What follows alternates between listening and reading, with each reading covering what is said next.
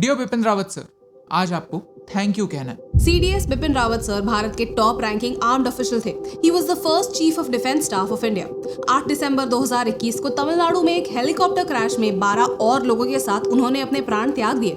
इनमें उनकी वाइफ भी शामिल थी। We were shocked, we were sad, we didn't know what to feel. So Bipin sir, हमने सोचा कि आपकी कहानी के जरिए लोगों को आपके काम के बारे में रिमाइंड करना जरूरी है। ये है एक ऐसे इंसान की कहानी जिसने देश के लिए अपनी पूरी जिंदगी डेडिकेट कर दी। बिपिन लक्ष्मण सिंह रावत सर का जन्म उत्तराखंड में हुआ। उनके पिता लक्ष्मण सिंह रावत भी इंडियन आर्मी में लेफ्टिनेंट जनरल थे। इंडियन मिलिट्री एकेडमी देहरादून में उन्हें स्वॉर्ड ऑफ ऑनर प्राप्त हुई थी। लेट मी टेल यू, ये sword of honour best gentleman cadet को ही मिलती है, जो सारी ट्रेनिंग्स में, स्पोर्ट्स, फील्ड ट्रेनिंग, ड्रिल्स, सब में नंबर 1 हो, बेस्ट हो। उनका हमेशा से ही मानना था कि भारतीय सेना भारत को तभी प्रोटेक्ट कर सकती है जब एडवांस टेक्नोलॉजी हमारे वॉरफेयर का हिस्सा बने। इसलिए एजुकेशन का स्थान उनकी लाइफ में सबसे ऊपर था। इसी बलबूते पर आपने नॉर्दर्न और ईस्टर्न फ्रंट की इंसर्जेंसी से हमें संभाला। 2016 की सर्जिकल स्ट्राइक प्लान और एग्जीक्यूट करने में आपका एक बड़ा रोल था। ईंट का जवाब पत्थर से देना बिपिन सर जानते थे। अपनी ब्रेवरी के दम पर आर्मी के कई शिखर आपने पार किए। परम विशिष्ट सेवा मेडल,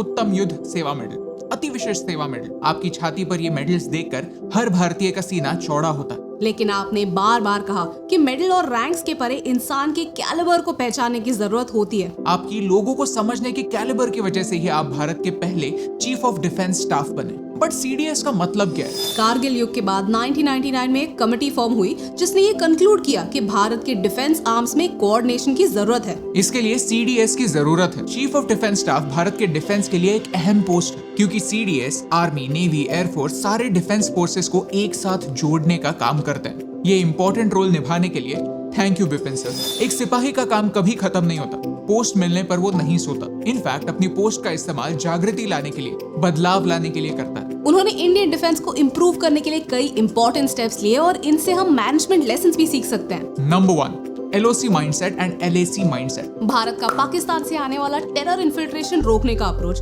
और चाइनीज इन्फिल्ट्रेशन रोकने का अप्रोच अलग होना चाहिए। अक्सर भारत के सोल्जर्स LOC यानी कश्मीर बॉर्डर पर पहले तैनात होते हैं और वहाँ छोटी छोटी टुकड़ियों में बढ़ जाते हैं। पर्पस होता है टेररिस्ट एक्टिविटी को स्पॉट करना और उसे रोकना। लेकिन चाइना के डायरेक्शन में एक अलग ही अप्रोच की जरूरत होती है, जहां ऐसे छोटी टुकड़ियों में बंटना काउंटर प्रोडक्टिव हो सकता है। चाइना का प्लान समझकर एक स्ट्रैटेजी बनाने की जरूरत है। LOC और LAC दोनों हैंडल करते हुए अलग अलग माइंडसेट की जरूरत है। ये उन्होंने अपने रिफॉर्म्स में हाईलाइट किया। So thank you Bipin Rawat.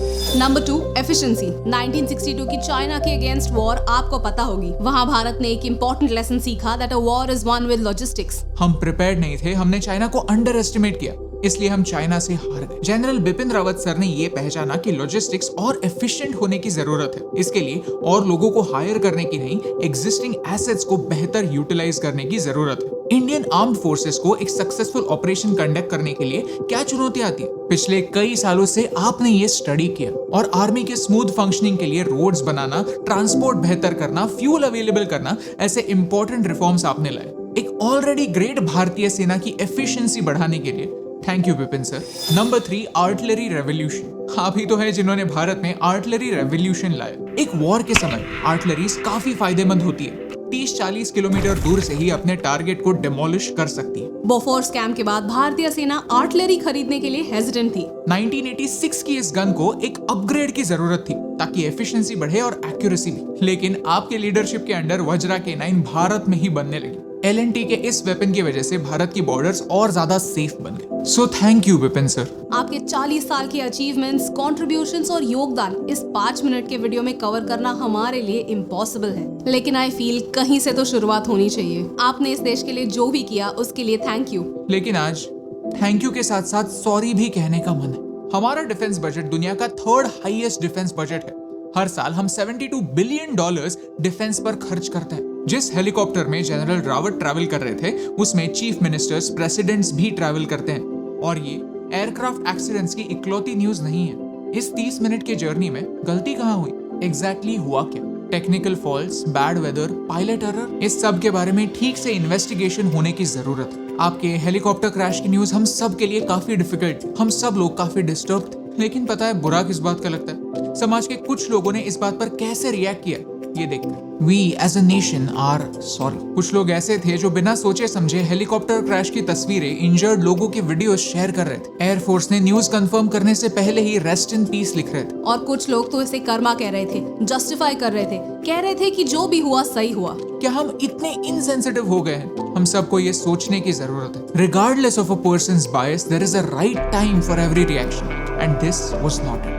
And for this immaturity, we are sorry. See, only if we remember the achievements of our heroes, then such words will never come out of anybody's mouths. अपनी जिंदगी के आखिरी दिन पर भी वो Wellington के students को एड्रेस करने जा रहे थे, उन्हें मोटिवेट करने जा रहे थे, अपना एक्सपीरियंस शेयर करने जा रहे थे, ताकि आने वाली पीढ़ी भारत को सुरक्षित रखने का जिम्मा उठा पाए। सच, जो सोल्जर्स हमें सुरक्षित रखने के लिए अपनी जान जोखिम में डालते हैं, वही असली हीरोज हैं, वही वीर हैं। और वीर कभी मरते नहीं, उनके कर्म उन्हें जिंदा रखते हैं।